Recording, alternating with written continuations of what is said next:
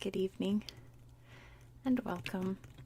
Tonight, as you can see, we're super zoomed in because we are going to a very tiny country in Africa called the Gambia. It's actually so small. Let me show you on this map, more zoomed out compared to the rest of Africa. It's actually the smallest country in continental Africa. Yeah, very teeny tiny. But thankfully this book right here is actually the storybook I'm going to read to you tomorrow. So, and thankfully it has a much bigger map than what my atlas has. My atlas, the whole name of the country is covering up the entire country. All you can see is the capital there, Banjul. So here you can see more of a, up close, more detailed map of this very small country. So tonight, I don't have any extra books or anything to show you, so we're just gonna go over the very basic geography. I mean, it's so teeny tiny, and geography is gonna take like 2 minutes. And then I'll go over the very interesting history of the Gambia. So, the Gambia, as you can see, the river just flows right straight through the center of this country. It's very oddly shaped because of it. This is, of course, the river Gambia that the country, the Gambia, is directly named after. The capital, Banjul, you see, is right there at the mouth. And, it's a pretty flat, grassy country. You can see on the map here that the Gambia sits right in between that border of the Sahara Desert region and then the more jungly, equatorial, I wouldn't say rainforest, but like jungle green region of Africa down here, right in the middle. So it's, very hot and humid, but not, desert kind of climate. And normally when I do geography, I do like the longest river, highest point, but obviously the longest river, the only river, is the Gambia River. And they don't really have an official highest point either. I couldn't even find where it officially was. It doesn't even have a name. It's just like a random hill. So, yeah, that's pretty much it for geography, honestly. There are lots of little islands all in here, and many different countries built forts and little stations on them. But we'll go over that more in the history. They're actually really fascinating. And, lots of really neat little towns along here. But, honestly, the coolest thing about the Gambia, and in this region, which they call Senegambia, because you can see it's completely surrounded by Senegal and the Atlantic Ocean on this side, is that the Gambia is home, Senegambia, I should say, is home to the largest concentration of stone circles. And I'll talk about it a little more when we do the UNESCO video. I'm just going to do a big wrap-up of all of the month's UNESCO countries at the end of the month. But I'm like a big stone circle person. Like, I'm just really into those kind of like ancient stone monument kind of things, like Stonehenge, Rapa Nui, even like the pyramids and all that. I'm just like a huge nerd about that. I just think they're the coolest, especially when they're like unexplained or unknown. And most of them are found like around here. And there's over like 2,000 different circles, I believe. And they were constructed sometime between the 3rd century BCE and the 16th century CE by, the different tribes that lived around here. And no one knows why, or we know where the rocks came from. We know how they were constructed, but no one knows when or why they were made. Some of the circles center around burial sites, but again, we don't know, like, who those people were, why those circles. Like some of the circles are double rings. We don't know why. And all the stones have like carvings on them. Like they're so neat. Oh, I'm just like a stone circle nerd. It's so cool to me. So yeah, I wanted to throw out that fascinating fact before you guys fell asleep with me describing the history of the Gambia. I think that's like the one cool fact that everyone should know about this region. And then also, I think the one thing that you should know is that the one nickname that Gambia has today is the Smiling Coast. And that's because, not just because all the people there are really friendly, which they are, but if you look at the country of Senegal, it looks like a little face, like there's the nose, and then this is the mouth, and it's smiling. If you like take out Gambia, it looks like a little smile. So that's why it's called the Smiling Coast. So let's get into the history of the Gambia. Like you already know, there were many different tribes that lived along here. But you can surmise from the whole stone circle thing, we don't really know a lot about them. Mostly because the tribes around here, the main ones were more of the Mandinka tribes from like neighboring like Mali, all of these huge empires like the Ghana Empire down here were these massive, powerful empires. I can't wait to talk. Oh my gosh! Out of all the like Egyptian empires, excluding Egypt, because Egypt was like the special one. The Mali Empire is my favorite one by far. I can't wait to talk about that one. So I think there's just not a lot of ancient history about this region because this region is just so tiny, just a little microcosm in this big area of space of Africa, So, this little plop of land, just this little river out of all the rivers that are around here, especially, the Niger River is in this area of West Africa. Arguably the largest river in West Africa. There's just not a lot of written, documented history about ancient times along the Gambia River, other than just what we know about the ancient Mandinka tribes and the Ghana Empire, which actually we're going to talk about pretty soon, in a couple weeks, and the Mali Empire, and so on and so forth. So all I really know about ancient times along the Gambia River was that a lot of Muslim merchants and traders would stop along here during their trade routes going in between empires along their trade stops. Other than that, we really don't know much. But this river did get absorbed eventually into the Mali Empire around the 14th century. And the Portuguese landed here around the 15th century and claimed it for them. And they set up a trading center on an island, I believe, at the mouth. Yeah, they claimed an island.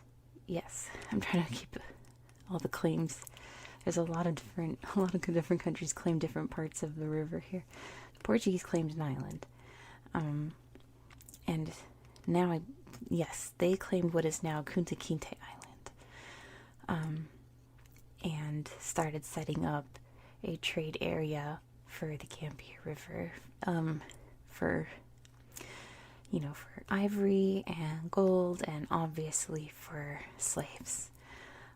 Gambia River and a lot of the rivers you can see, many rivers along the coast here, and my book's covering up, were perfect little traveling routes to gather slaves from the tribes there and bring them back. Which actually in the Mandinka tribes around here, slavery was a part of their life since the dawn of time. They were very used to raiding tribes and capturing people to use as slaves. So they were obviously bothered by these people coming in and capturing people and carting them off to foreign lands to use as slaves. But it wasn't like as horrific as it was in other parts of Africa. Like, they understood, but obviously didn't like it. There were some agreements and compromises made with the Portuguese. They worked out deals and exchanges, trades, slaves for goods. So they weren't seen as these horrific invaders coming in and stealing people. But I'm not saying that it was a good thing. Absolutely not. I'm just saying that when they came in and said, hey, we're here to take people as slaves, they weren't horrified. They were like, oh, you also take slaves. We also take slaves. Let's make a compromise, Obviously a terrible practice. In 1588, the Portuguese sold their claims to the Gambia River to England. And I just spent like an hour down a rabbit hole trying to figure out why, because this was such a profitable river. And it turns out that the guy who owned the claim to this was the heir to the throne of Portugal, and he was broke and was doing what we today would call couch surfing, but with like royal families. Like, he spent some time in France with Catherine de Medici, and at the time, it was 1588, he was in London with Elizabeth I, cozying up to her, and she actually like really liked him. He sold the Gambia River to her, and she like actually signed off on it herself personally. So long story short, the Portuguese sold the Gambia River to the British, and they started using this as a way to generate profit and to get slaves for their territories. But in 1651, much later down the road, someone else got a little stake in the Gambia River, and they were the Duchy of Courland and Semigalia, which I know you're hearing that and you're scratching your head going, who, what now? Courland and Semigalia, or just Courland, is now Latvia today. They had just sprung up not long after they claimed a couple islands, and I think they set up one town on the mouth of the river here. They definitely claimed a bunch of islands because they built some forts that are still around today. They had just sprung up. It was a time in like Eastern Europe where like the inbred cousins, brothers, uncles, whatever, could lay claim to land and build a castle, and there you go. And they decided to play colonizer and found an island and said, that's going to be ours. So the Courlanders, I suppose, actually really got along with the tribal people of the Gambia. They set up their trade, but it sort of fell apart by 1661, and the British reclaimed that land by 1664.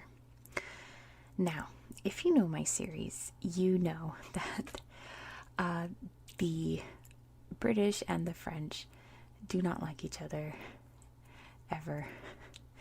It's a common theme, and it will be on my channel throughout the history of the world. I mean, just like know that for forever.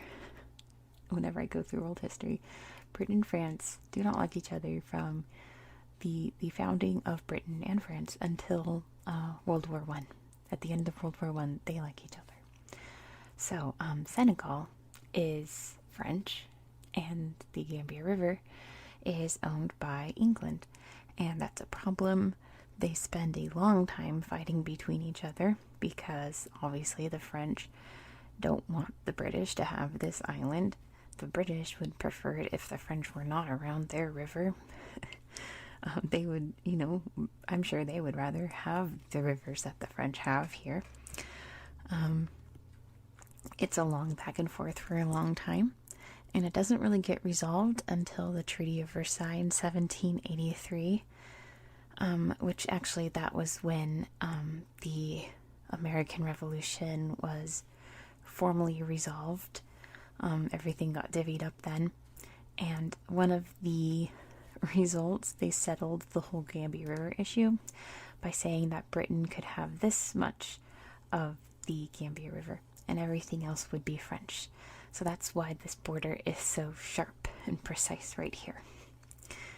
It's so bizarre, but that's what they agreed to. France was allowed to have the port of Albreda, which is right here. I don't know. That's what they agreed to. I'm sure they fought about it for a long time. Britain eventually took that over in 1856, though. So later on, in 1807, Britain abolishes the slave trade, which is great, obviously. It's wonderful news, especially since in this region in West Africa, around 3 million people had been kidnapped and taken as slaves, which is horrifying.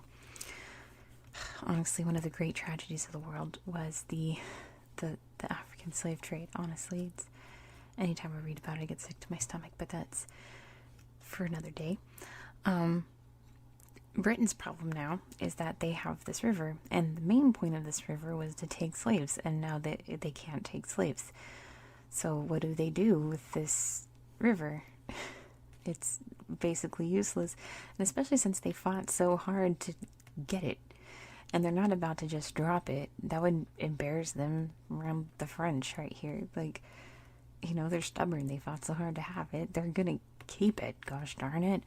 So what are they gonna do with it? So they had an idea.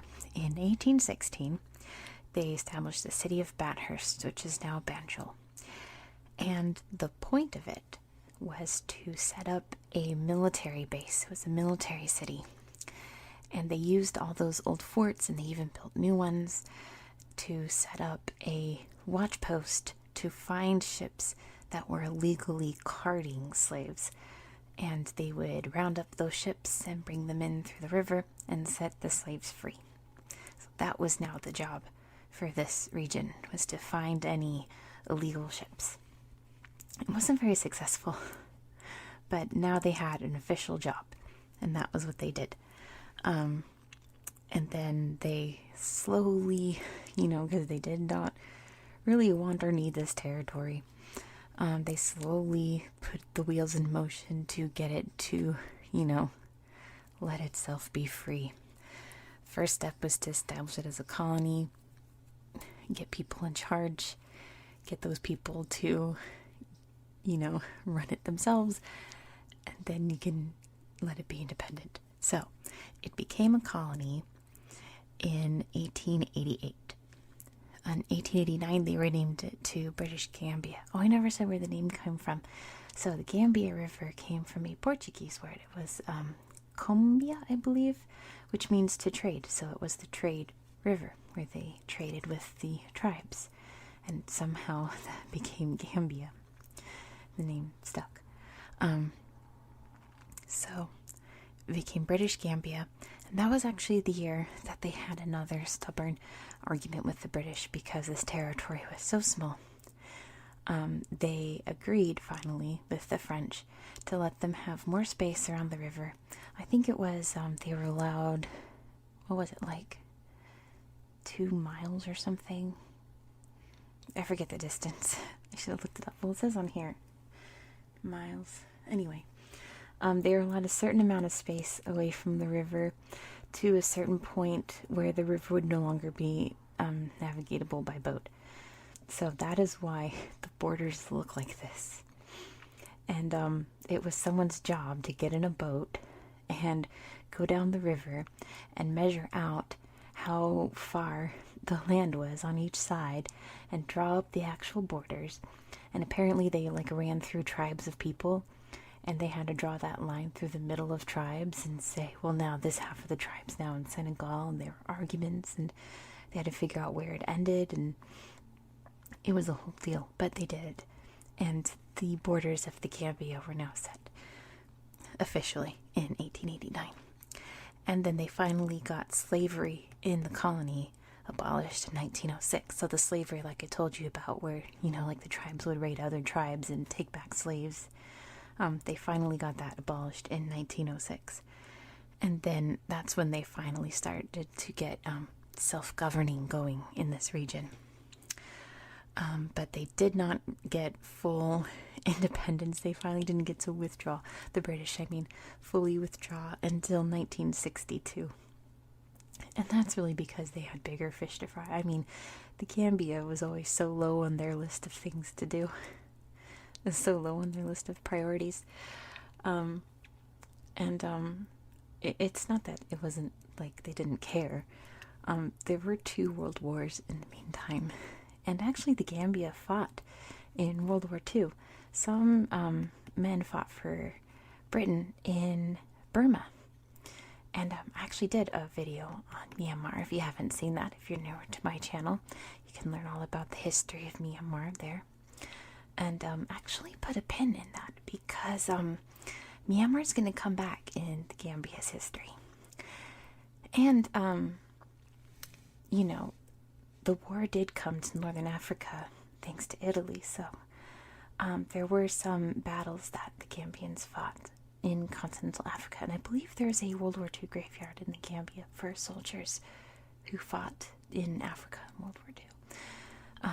But eventually, the Gambia won its independence on February 18th, 1965. It became a constitutional monarchy as a part of the British Commonwealth. And I've talked about the Commonwealth before on my channel, and the more I talk about it, the weirder it seems. It's like this program where you're a part of Britain, but you're not. You have nothing to do with British government or Britain in general, but you're part of this club of countries that used to be owned by Britain, and the Queen is your Governor General, and it seems like the only thing you do that's any different from any other country is that you participate in the Commonwealth Games, which is like the Olympics, but only other countries in the Commonwealth are in it. And then the Queen gives a speech on Christmas Day on TV.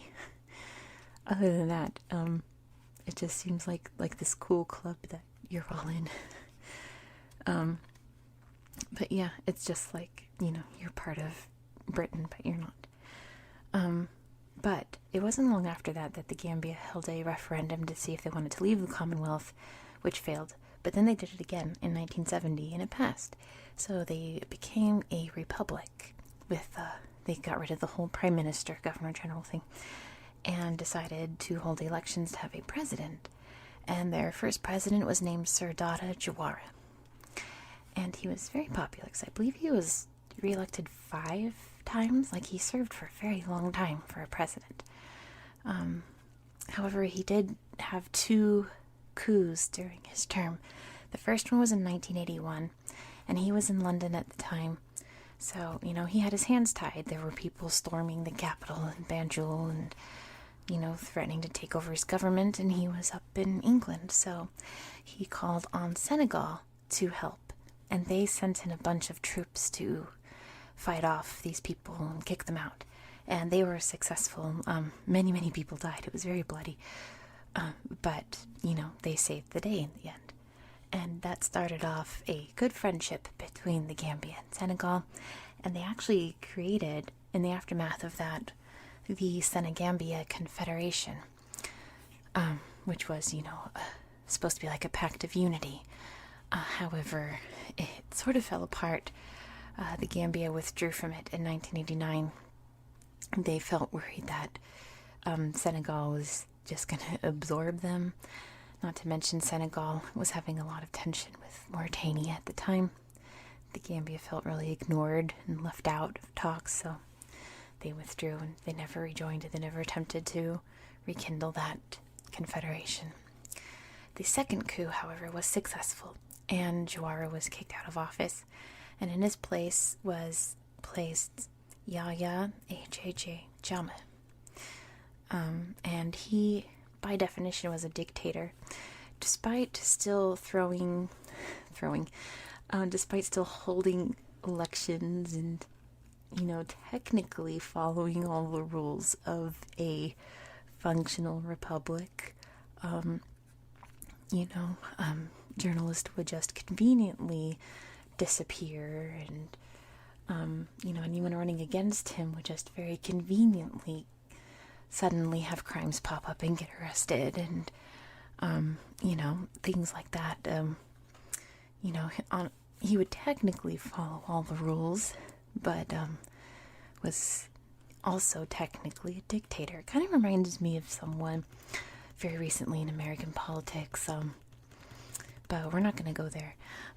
He ruled for quite a while, like about 30 years, and he was very anti-British, which, kind of makes sense. He was very, hard-pressed about the whole slavery thing, which I can totally understand.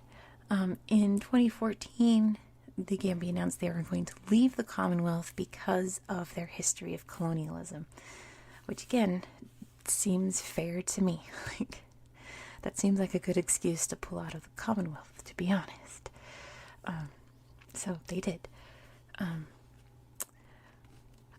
But for Njama, things fell apart in 2016 when his opponent, Adama Barrow, did not conveniently disappear or get arrested or somehow mysteriously lose the election. He won the election. And Njama was very shocked by this. Obviously he had some plan that didn't go through correctly. And he claimed that the election was, a fraud or whatever, and that he was not going to step down from his post, which also reminds me of somebody from recent American politics. But we're also not going to get into that. There was a lot of outrage. There's, a sparking constitutional crisis. And eventually, a month later after the election, he did step down and he exiled himself from the country. So the current president is now Adama Barrow. He became president in January 2017, and he has so far spent his term in office trying to undo all of the corruption that Njama has done. It's turned out that he has stolen billions from the treasury of the Gambia. They're still uncovering all of the money that he has stolen from the government and from the people of the Gambia. It's a lot. He's had assets frozen in the United States. He had a house in Washington, D.C. His ex-wife lives in the United States. It's a lot. It's a lot of tea. I was starting to dig up and was like, close that tab because that's going to be a rabbit hole that I'm going to dig in, and I'd rather read about the Portuguese guy that was couch surfing with Elizabeth I. But yeah. And then the other thing that Barrow did almost immediately after becoming president was rejoining the Commonwealth. And I guess the guy in charge at that time of things like that was Boris Johnson. So Boris Johnson went down to the Gambia and, it was all peaceful down there. And the Gambia rejoined the Commonwealth in February 2018. And most recently, the Gambia made the news in the UN when they were the ones to speak up against the Rohingya genocide in Myanmar. They were the ones to step up and say something needs to be done. They started the whole, a tribunal against the government there. The Myanmar government, of course, says that there is no genocide happening. They're the ones responsible for bringing Aung San Suu Kyi to trial in the UN, and I do have videos on this as well. Like I said, I have a Myanmar video, and I did a biography of Aung San Suu Kyi you guys can check out as well. Again, I'll present it all very relaxed and calm and in a soft, soothing voice, and as neutrally as possible. I try not to take sides in all of this. I don't want to point fingers or anything, claim anything, but if it quacks like a duck and so on and so forth. That's just all that I'll say on topics like that. But that is where the Gambia is today. So that is where I'm going to leave you with the history of the Gambia. hope this video is relaxing, and I hope that you learned something interesting. If you did, go ahead and leave it in the comments below. And I'll see you all tomorrow. I'm going to read you this book tomorrow. I hope you like it, and I hope you'll join me. Be sure to subscribe so that you won't miss it. Thank you so much for watching, and have a good night.